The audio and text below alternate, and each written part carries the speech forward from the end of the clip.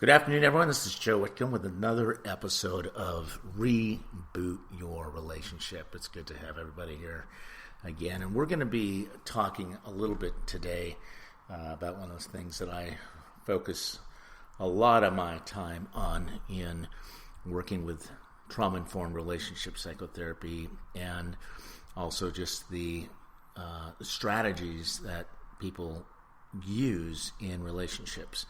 And we're going to be talking about DARVO today, understanding the gaslighting strategy of kind of the reversing blame. You're the problem for pointing out the problem, sort of, so to speak. So, and I'm going to be having a very special guest on, one of my own people I've worked with, and this is one of my specialties, working with trauma, PTSD, with military veterans, first responders. And she will be joining me this weekend. But she had sent me an email the other day I wanted to share with everybody, because this is going to be a super important topic that we deal with, because you see this strategy used pretty much everywhere, and people get away with it. And it's something that we all have to understand. It is a crazy maker. It is one of those things that will drive you crazy, because it is a crazy making strategy. And you see it in politics. We're not going to name names, but we see it in other ways where there's kind of this deny, attack, reverse, victim, offender type of, we call that DARVO, where the person that is doing the gaslighting strategy uses the effort of denying reality. So the crazy making thing about denying reality is that you can't actually do the reality testing. You can't do the perspective checking. And they deny, and you're the problem again for pointing out the problem. Then they reverse and attack you, and then they reverse it and then make themselves the victim, and now you're the offender. You can go back to my other podcasts where this is also played out in the drama triangle, but we're going to get into this today. But I first wanted to get into some of the things here that this text that my client had sent to me, because she's going to be joining me just to talk about these things that can be really painful and very hurtful, and yes, again, just kind of makes you feel like you're the crazy one over time. So this is what she said. So, Joe, thanks so much for your the work you're doing. This is a phenomenal job. These are really good. I hope people are listening to these podcasts, and I am definitely sharing it with all my friends. And she goes on to say, thank you for not glossing over this, because everyone else and everywhere else or hardly anyone here addresses it. So please cover the trauma, betrayal causes. She's asked me to do the psychological, emotional, and physical trauma and abuse and trauma that happens during betrayal in affairs and gaslighting and DARVO behavior, which we'll go into a great extent today to talk about. And we're going to bring her in about her experience and her journey through that, and really helping her husband be able to get into these another path of practice here, because I will also bring the emotional part of it between two things. It's we're going to go with shame being at the bottom of this dynamic, and grandiosity. It's that inferiority and superiority, that one up, one down, the perpetrator victim, the rescuer victim, all these types of strategies that we continue using. So she goes on, she says, and she's talking about she and her husband here, and she's saying, we are doing really well, but my trauma throws me right back into a moment or a feeling or a place with even just a noise, a smell, or seeing something. And I'm going to talk a little bit more about this later with her.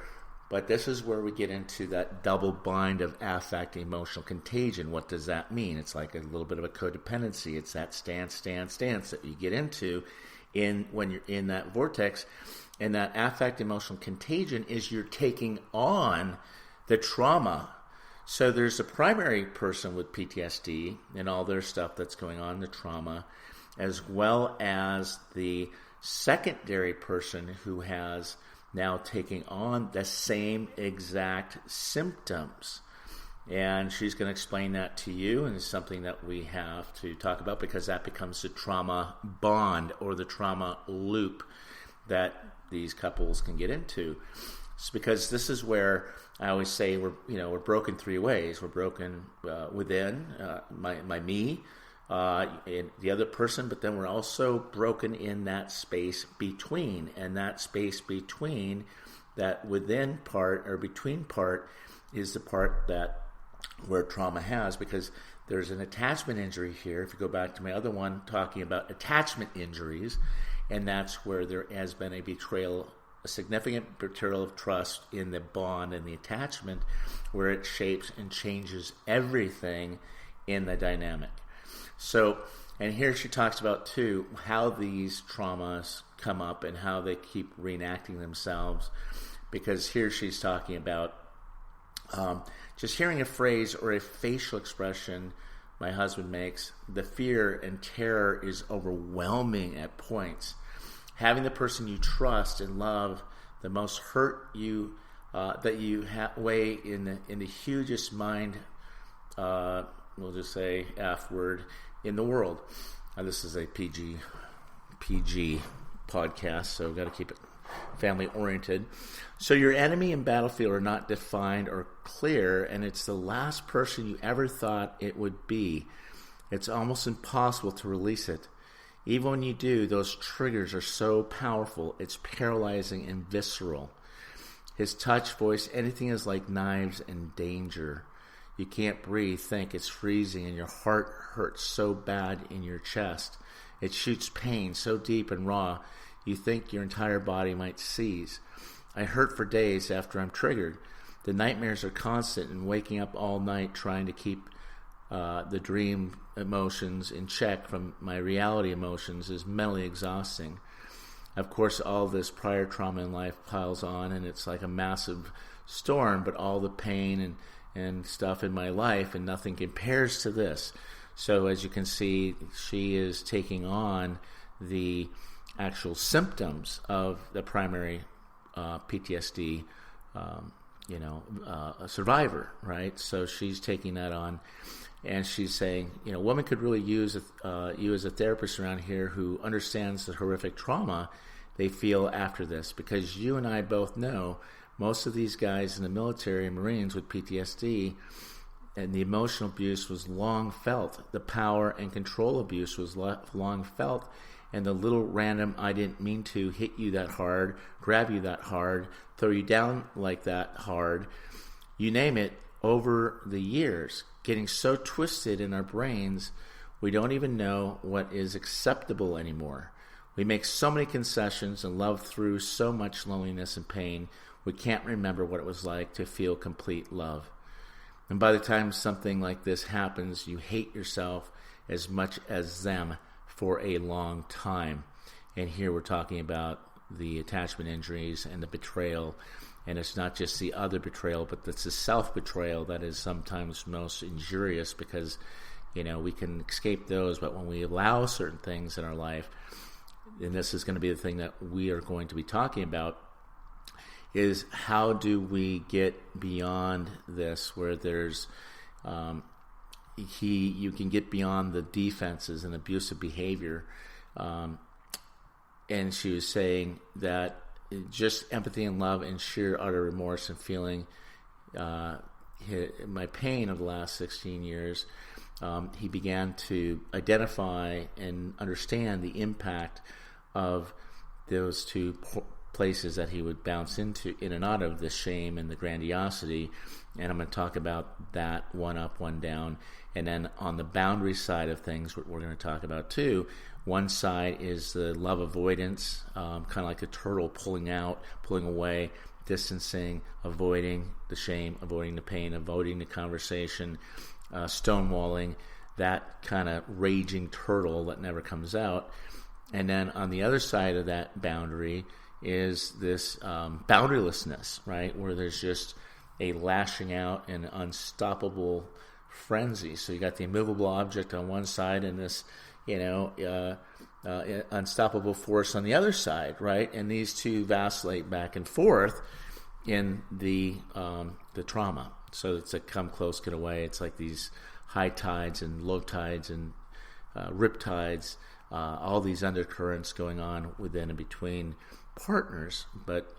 And here's where it gets really challenging. And we'll talk about this again this weekend. We're going to be doing 30 days of this, so stay tuned. There's going to be something new every day we're going to be talking about, and so that we can begin to have the safe conversations, the authentic relationship conversations, so we can move beyond the pain and get into a refuge of recovery, restoration, repair, and reconciliation. That there is hope, as is in this couple here, and the couples I've been working with for the last, say, 30 years. But dealing with this betrayal and dealing with the issues that come up can be very challenging. So again, we're going to do this deep dive today into DARVO. DARVO, understanding the gaslighting strategy of reverse blaming. And that is super painful. And if any of you have been in that situation, you see it I see it in court all the time. I see it when I talk in couples therapy, because most of us don't really go into the relationship thinking about, we didn't go, oh, I can't wait, in a couple years, we're not thinking gaslighting or about emotional abuse strategies.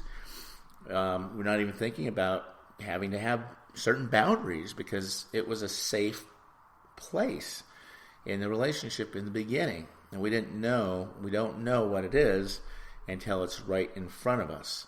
And maybe you've had this manipulation. I know I have in my own relationships, even my most recent relationships, where, it is the turn and burn you, because when you point out something and they put it back on you, again, you're the problem for pointing out the problem, and the way to get rid of the problem is just to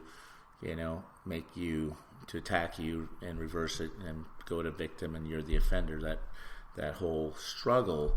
Okay, so this is what happens though when you're dealing with this with partners and they get into this stance, and so there's no exception to this, and you see this, and we see this all the time, and I see this a lot with people that do struggle with or have been wounded with either aversive childhood experiences where they were put down and inferior and belittled and made less than or dominated, or they couldn't speak for the truth, and they had to learn to exchange their authentic true self in exchange for a relationship.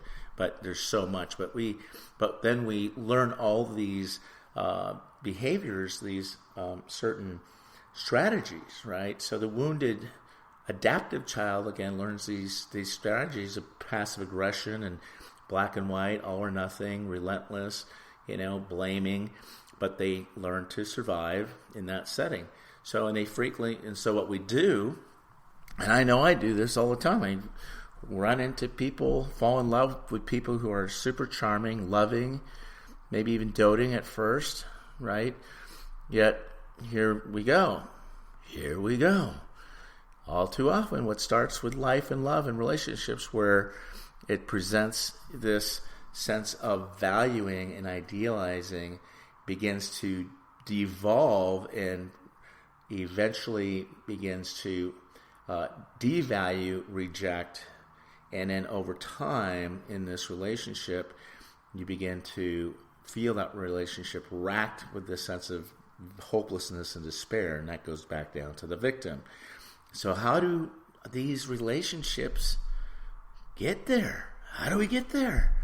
How did this couple get there? How do any of us get there? I've been in these relationships, and eventually, I'm usually pretty good at reading people and can tell when I'm dealing with someone who is passive aggressive or turns this, into you're the problem and putting down. When you you have maybe a legitimate question and you're saying, hey, I wanted to find out about X, Y, and Z, and then you get something else totally unexpected that shuts you down. So how does a partner end up feeling like the source of all the problems in a relationship, to the point where we are walking on eggshells perpetually around our partner, or afraid to speak up or be fully self-expressed and about wants and needs? And then they take your want and need that's legitimate, and basically says you're just being a little toddler, you're too needy, you're too this, you're too that. And it's a legitimate need. It's a legitimate question coming from a good heart space. And then all of a sudden you're bewildered and surprised, and all this crazy making goes on, and you're thinking, what did I just do wrong? What happened? What's going on? So how does that vicious cycle start out as the perpetrator and end up so quickly playing the role of the victim? So how is that? It's kind of like the perpetrator, the one that is perpetrating against you, or the villain here, ends up playing the role of the victim. So here we go. We're going to talk about this one pattern we often see in these types of relationships, is DARVO. And that was a term that Jennifer Freud came up with in 1997, and they first began using this term to address this power dynamics in relationships where betrayal trauma is present. That betrayal trauma, which leads into a kind of this double-bind affect emotional contagion, a trauma bond, and a trauma loop. And so the acronym DARVO is used to describe this pattern of emotional abuse. Sometimes, in other words, and this is part of a strategy of the gaslighting. If we'll talk some more about that over the weekend when we're dealing with some of these issues that are presented in relationships. But in situations here that we're going to be talking about, one member of the relationship wants to, let's say, twist the reality of the other to preserve an active, role, and whether it's addiction or their trauma, and that begins to take control precedence.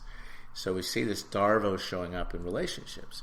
And as you can imagine, when you're dealing with trauma or addiction and it takes control precedence, the addict wants to keep their secret at all cost, right? I'm going to have to keep that self-preservation at all costs, to keep it hidden, quiet. Again, here's where we're get into the shame tomorrow, and this other stuff about shame, because shame is about hiding. It's one of the most corrosive emotions because it makes us believe that we can't change and there's something wrong with and defective with me. And so, kind of like a house of cards, we're kind of protecting that house, and nobody can come poking at it. And once they do start poking at it, the anger and rage that comes out with that. And so here's where that your person may not even know they're using this strategy. It's such a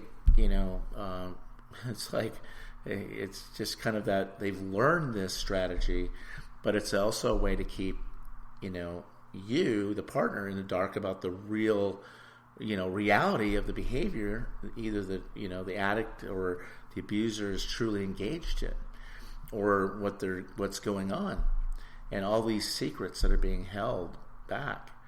And again, that goes back to that love avoidance, believing I can't be loved or seen as shame, right? So DARVO is a way that, let's say, we'll go with an addict, will gaslight his or her partner.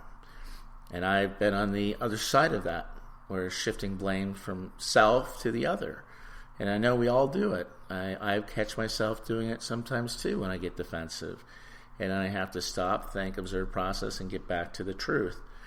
right? As painful as that can be, but this is something that we have to talk about but before we look further into this concept of DARVO, okay, let me briefly explain what gaslighting is, okay? Gaslighting is a strategy where a person attacks the other person. Before we look any further into this concept, though, let's get into because here's what happens with that particular thing is when that person attacks the intuition or the truth of another or the perception or the experience. This is what's making the person feel crazy. So if you're feeling crazy, you're seeing something and they're denying that reality, and you're not allowed to do the reality testing or perspective checking, which is something I teach couples how to do, by the way, when they come in, how to be vulnerable and transparent and open, honest, radically honest about everything, so that there's nothing hidden, no strategies. But this is a strategy, and sometimes it's conscious, they're aware that they're doing it, and sometimes it's unconscious, where the offending party takes the focus from him or herself and places the focus on the other person. Kind of like the smoke and mirrors, right? They're just kind of turning it back on you, turning tables, making you the problem, and for pointing out the problem. And the solution to this problem is now you're the perpetrator, rather than in making you and them the victim. Again, that one up, one down. So here, DARVO is just one way that the offending party gaslights their partner. But let's break down the pattern, because this pattern, you have to understand how this is being enacted in your relationship, because I want to tell you, people out there that are experiencing this, is you got to be able to do the reality testing and perspective checking. This is crazy making. It'll spin your brain and twist your brain, and you think that you're absolutely crazy over time.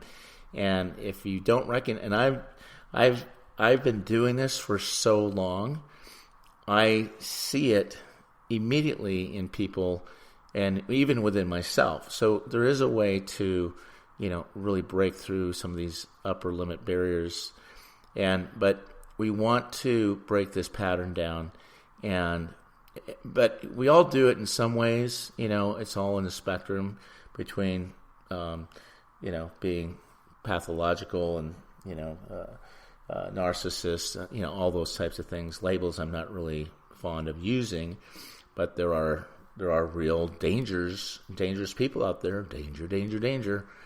There are, and this is a strategy, and this is something we have to really recognize, because you're not the crazy one. Okay, what's crazy is you're staying in it too long.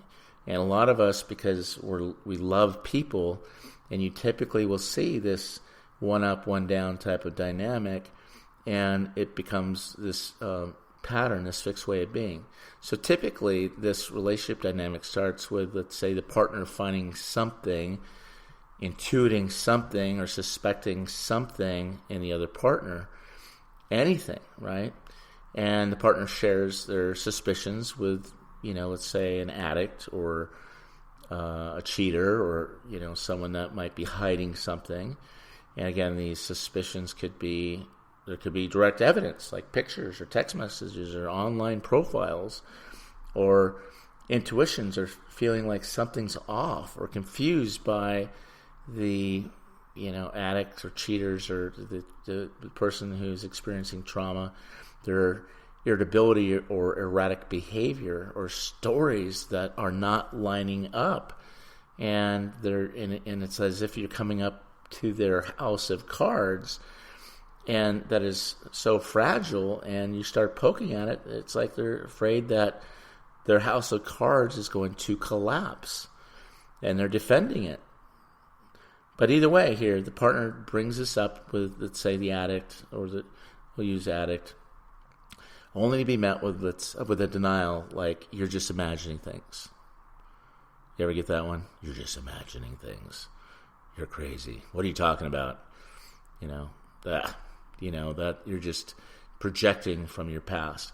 Now, again, there could be a possibility that we do some of that. I've seen that before, because it's going to be important in couple therapy and the work that I do is that you learn two things. One, the person that's an addict has to learn to be courageous, brutally open, honest, transparent about everything. And the other partner learn to suspend judgment, but do the reality testing, perspective checking, not jumping to certain conclusions.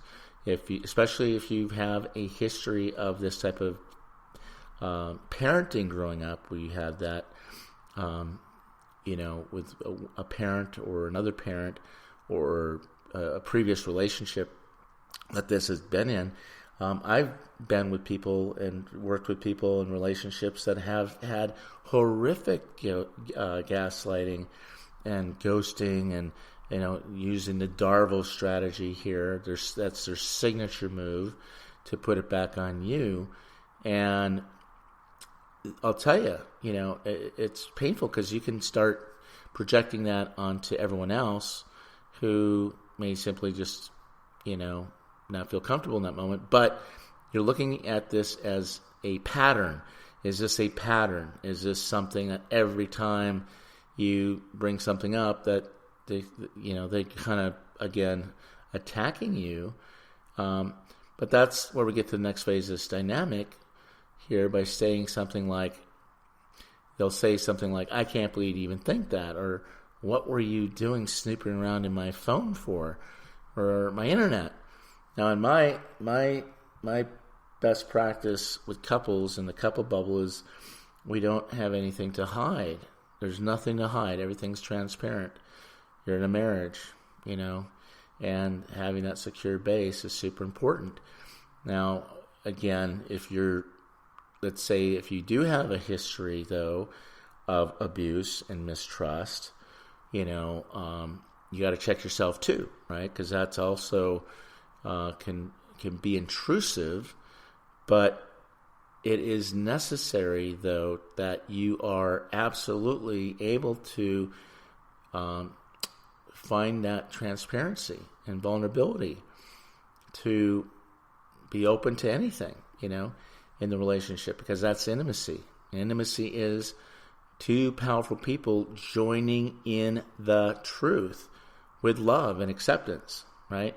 But if intimacy is being hijacked in some way because you're not willing to join in the truth and you're hiding something, then you got a real problem, guys. This is really in a pattern. And this is a pattern. And there's a distinction between, I always say there's a distinction between problems and patterns. And this is how you might feel about it, because you're in a DARVO stance when, let's say, if you have a problem, the problem will typically get resolved and you get to a solution. Because we all have our bad days, and you have, you can be defensive and irritable.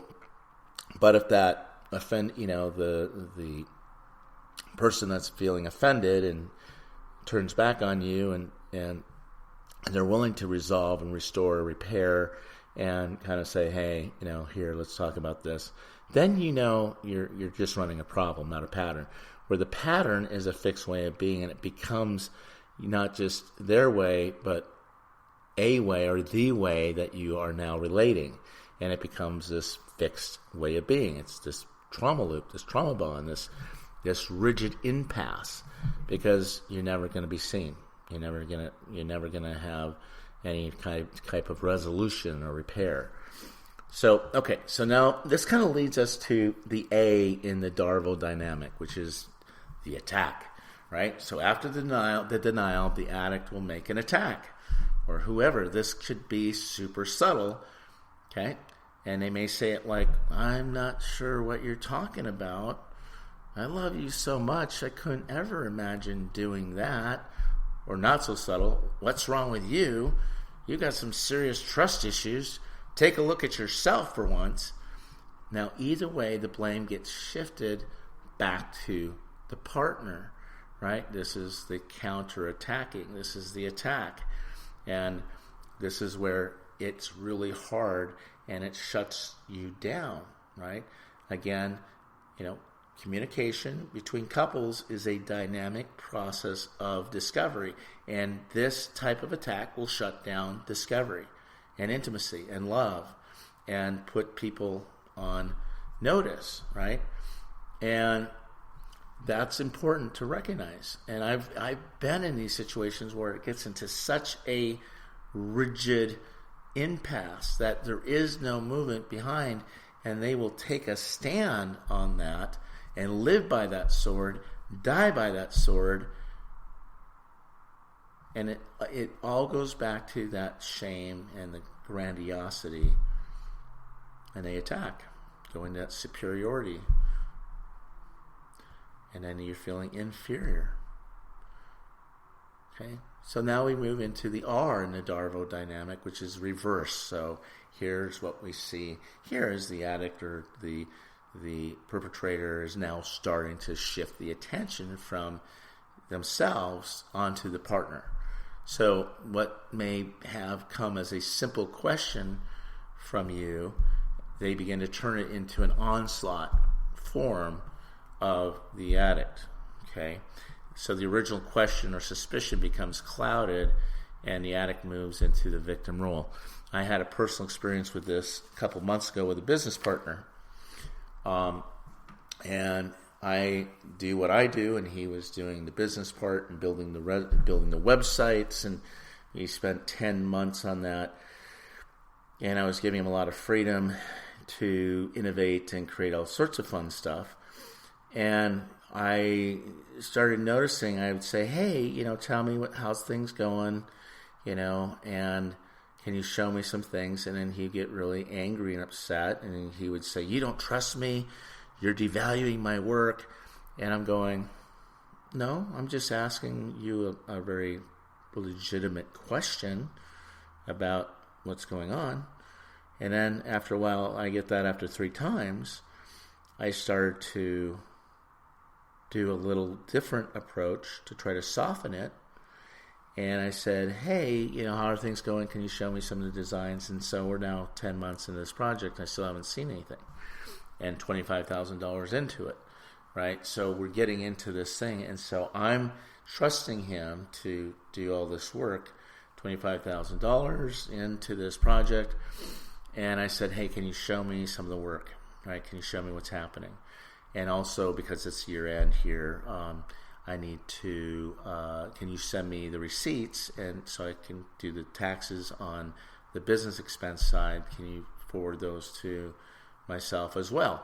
And immediately the attack, the denial, the attack, the reverse, and going off and putting me into that, trying to put me now into that, victim role. So the original question or suspicion now has become super clouded, and then they move into the victim role. Oh, you don't trust me, you don't believe in me, you don't this, you don't do that. So throwing up that wall and the barrier and getting angry and vicious, and I'm saying, listen, it's a question, and this seems to be a pattern. Now I really need to see what you're working on, and I really need to see, and this is me being Joe, trustworthy, trusting people. Great talk. He talked, he's talking some great concepts, and he showed me a couple of things, and then it came down, and he showed me a website that he'd been working on, and it was something I could have done in 2 hours. I was like, my friend, and here's where I use the boundaries. I'm sorry, but I have to fire you. And that was hard. It was really hard because, I generally liked the guy until this became a perpetual pattern, a perpetual problem in our relationship. Okay, so here's where that went to. So now it goes into this person shifts focus from themselves onto their partner. and now, and then they become the victim. And this is the V in this dynamic. So again, kind of going back to that. So they may express this posture in a number of ways. She may say, come across as hurt and wounded, and then they enlisting the partner as a supportive rescuer. And this is that, be my rescuer. And now the perpetrator, the attacker, now they're going down to the victim, and they retreat from the partner out of offense, the spirit of offense, from the question, the suspicion, or the accusation, and then become angry, hostile, and aggressive in their attack against their partner. And I see this all the time. And they'll go to great lengths to throw that person on the bus. They'll call friends and wives and people, and then just to create more of this chaos, so they don't have to face and deal with that. So the addict expresses this victim role, and then the partners now shifts from being the confused, hurt, angry party, right? And it's a vicious cycle, to now trying to be the supporter or the perpetrator in the dynamic, where you take either one of those two roles, right? Those two went up. Now either you're rescuer or supporter, or now you're the perpetrator. Now you're the bad guy, right? You're the bad guy. I'm the victim. Okay, and now this is where it goes to the final strategy, and where now the partner, you, have become the offender. Now the O in DARVO. So now the party and the partner now here is the bad guy, and has to justify himself, herself, and their behaviors, and apologize for what they've said and thought or did, and then console the addict or this person because of a perceived insult, or brace for an attack, right? So it's either the coddling, and so you get in this very sticky, crazy-making cycle over and over and over again, right? So as you can see, this dynamic is devastating in relationships. It's a gaslighting strategy that shifts focus from, let's say, the addict's behaviors to those of the partner.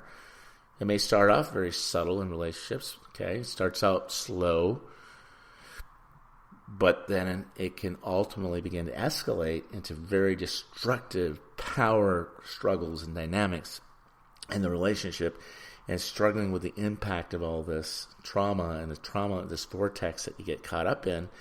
And then the next thing you know, you're, and if you're not someone that can set healthy boundaries, you get sucked into that vortex unconsciously. So this podcast today is to help you understand that if you're with someone that's using these strategies, we're going to talk about, maybe talking about this with Krista this weekend, about the boundaries as well, and how do we begin to move into creating healthy boundaries, which is going to be very challenging for a lot of us. And I have done it, and I've done it in very healthy ways. I've done it in really unhealthy ways. I try to do it in healthy ways, where it's not about punishment, but about creating a sense of safety and security, and actually creating a path and a practice, or back to some sort of resolution, repair, reconciliation. And I think that's the healthiest way. But there's got to be the repair, right, and the resolution, and the commitment to stop the behavior. But if that continues, then you're kind of stuck. So here's what we found. I found that gaslighting is usually not a conscious strategy on the addict's part, or the cheater's part here. They are concerned with preserving their relationship with their addictions or trauma, which takes control precedence, meaning it takes over everything at all costs. It's that self-preservation of the addiction, of the trauma at all costs, or whatever, the cheating, whatever it is that they're trying to preserve. And therefore, they're threatened by their partners coming near the truth. So as they come up near the truth, and you start poking holes in that house of cards and it's about to collapse. Yeah. So with that said, whether this dynamic is intentional or simply reactive, the impact on the partner and on the relationship, that space between, is extremely painful. And it's extremely, almost like there's no way to get beyond it. And we're going to talk about how to work through and disarm the DARVO strategy in later episodes here, so you know how to navigate through that and recognizing the pattern in your own relationship. And so I just want you to know the truth is the first step towards healing. Okay? The truth is the first step towards healing. So joining in the truth, making sure you find that safe, supportive tribe, group, that can help you understand betrayal trauma and the impact of this very emotional, psychological abuse on you and your relationship. And I've been in those relationships, and I've been out of those relationships. I've been in and out of those relationships a lot, because it does seem to be the one thing that I keep running into that is extremely harmful, right? Because it doesn't just hurt, it harms. It doesn't just cause pain, it causes suffering for you and everyone else around you. And I believe in taking 100% responsibility for 50% of my part of the relationship, where that's responsibility for my behaviors to build openness, honesty, and empathy with your partner. And we got to recognize that learning about these ways that we perpetrate pain, it becomes pervasive and personal, and it just continues to perpetuate through all our relationships and on our partners. And again, it can bring up that pain and shame. And we're going to talk about that, the shame part of that tomorrow. But this is really important that you get some guides on the sides, because you can't get through this on your own. I promise you. It is impossible for you to break this pattern. It's such a highly sophisticated pattern of thought, habit of action, and way of being, that it's really important that you get help and a safe, supported guide from me or someone else. And recognizing the problem here is the first step towards healing. So I want to commend you for taking that first step here by listening to this podcast and calling me at 310-560-0726, 310-560-0726, so we can break this strategy down and break through these patterns and get back to a loving, safe, having these safe conversations. And by the way, if you are in the San Diego area here, Chris and I will be doing, and sponsored by her husband on the Marine base and in San Diego, to work with the Marines and the military, first responders, veterans, doing a program I have called Safe Conversations, and the Reboot Your Relationship seminars for these relationships. But having those safe conversations so that we can get out of those those certain patterns and vicious cycles, creating more trust, more openness, more honesty, and for you men out there, taking the mask of that invulnerability off and the mask of the masculine, where we learn that stuff anyways, because again, as children, we learn what we live, and we live what what we've learned. And so some of this we've learned, but we have to understand that this DARVO strategy in your relationship, okay, I say this in a real, with real humility, is something I used to do back in my 20s until I learned about these strategies and how this is so corrosive. Because our deepest psychic craving is that, again, that somehow our reality and our experiences are seen, validated. And I don't need to know that I'm right. I don't. Okay? We all need that sense of validation that our experience meant something. And that's where most emotional, disorders come from, is that denial of reality. And you grew up with that. And it continues to perpetuate and pervade every part of your relationships. And we continue to allow it until it becomes this big, ugly blah in your, just this threat in your relationship. And there is no gridlock. There is no, it's kind of like the good, the bad, the ugly, right? So the good you had, and then it goes to bad, right? But usually the bad will get to good. But with DARVO and these gaslighting strategies and all these signature moves of the DARVO, I keep saying DARVO, excuse me. DARVO sounds so dark, but it's DARVO. DARVO is that it's another way of shutting down intimacy, so it never gets from the ugly back to good. There is no resolve. There is no reparation. There is no reconciliation or repair. So it stays in the ugly. So I want to get you guys out of the ugly back to good. Give me a call, 310-560-0726, or you can email me at joe@rebuildingconnection.com.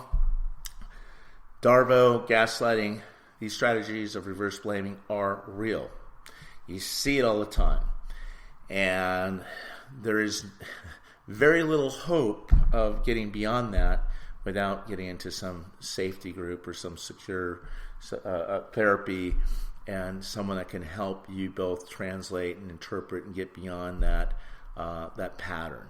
And because it does become kind of this double bind, trauma bond, trauma loop that keeps you stuck, right? So we want to unstuck you, want to get you beyond, get you learning some new strategies to communicate in having these safe conversations, and we'll be sending out a lot more information on that later on as we go.